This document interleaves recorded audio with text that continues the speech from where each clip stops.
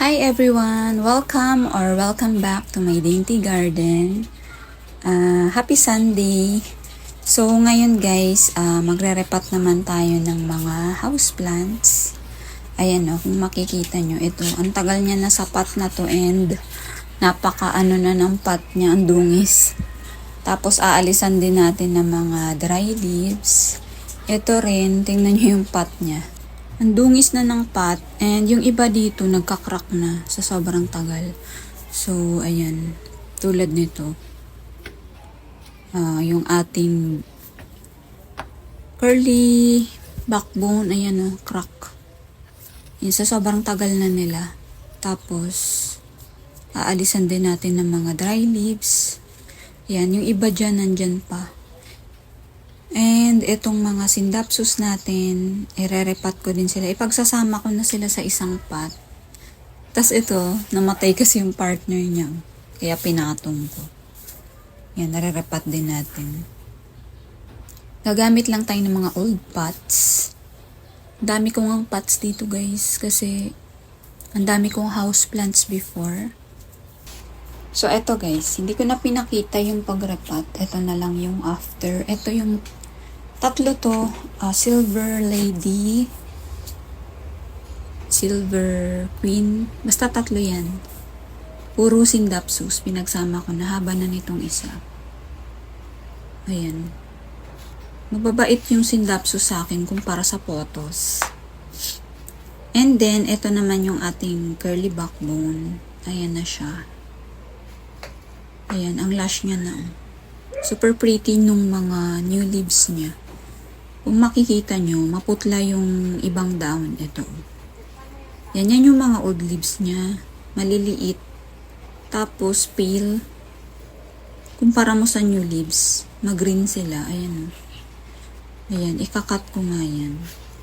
Ikakat ko itong mga old leaves na maputla. Ito, to. Maliliit. Yan, ikat ko na rin yan mamaya. Pero, super lush niya na.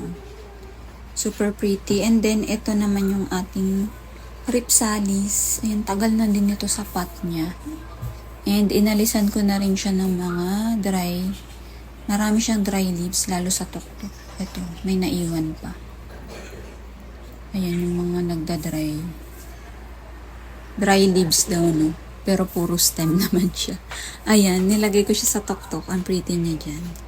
Ito naman, irerepat ko din dapat, pero basang-basa yung soil mix niya. Kasi nagdilig ako kahapon, so baka bukas na. And then, irerepat ko na rin tong mga hanging ko dito. Actually, kasi yung mga old, tingnan nyo, nagka-crack na. Yung mga tinatago kong pots. Nag-crack na din. Ayan guys, ito nasa dako. Ayan, nagkaroon siya ng skills.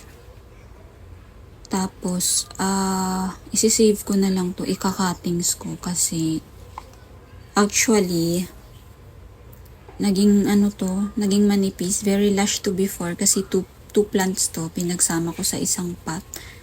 Pero ayan, kumonti siya. Ayan. Tapos nagpasakit. Dyan nakalagay. Tapos, puro hoya yan. May hoya din ako dyan guys, si Hoya compactum. Nag-dry. Hindi ko na ma-save. Last week ko yung nakita. Tapos ito, ngayon ko lang nakita na may pest na siya. So, isi-save ko na lang to. Ika-cuttings ko.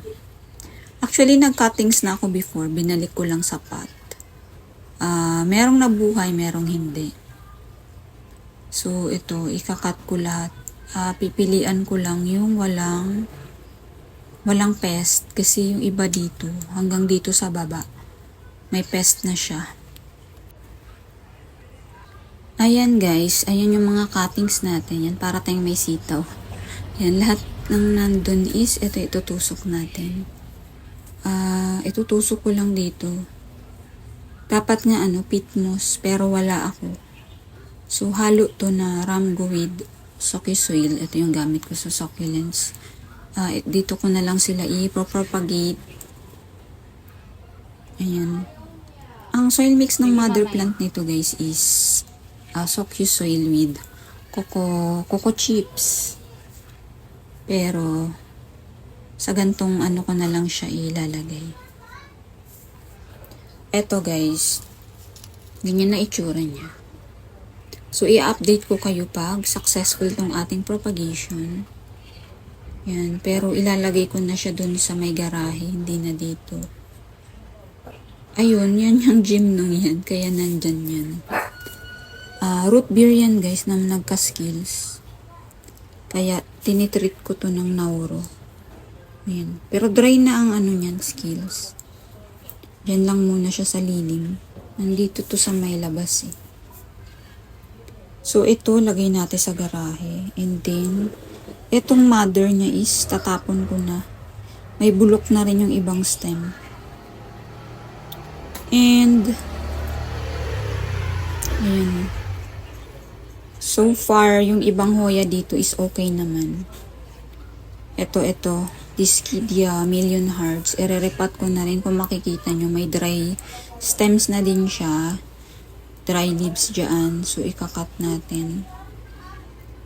Ito, pinakamabait to. Ang ganda niya, oh.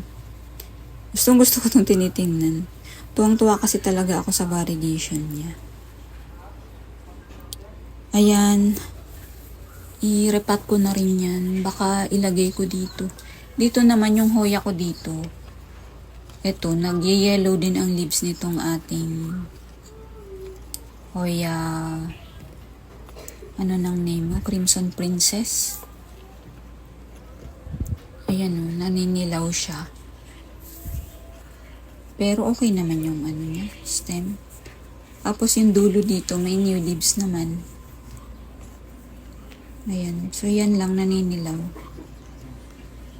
Ayan o. Pero okay naman yan.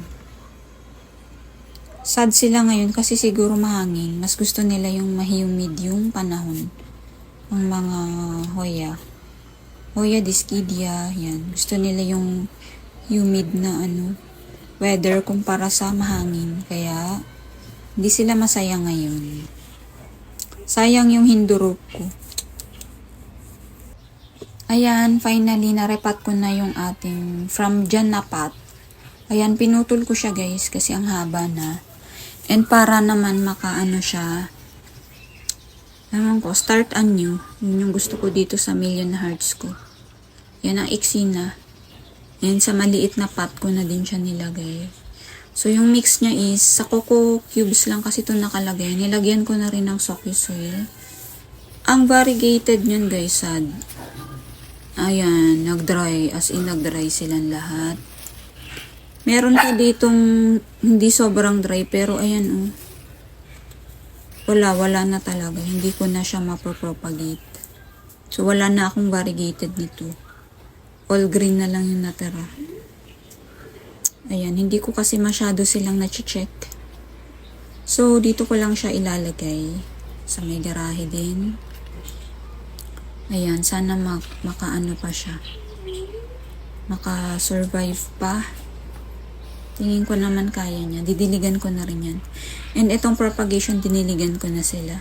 So, dyan sila nakalagay. Ayan. So, yan lang yung ating plant chores this weekend. Thank you so much for watching.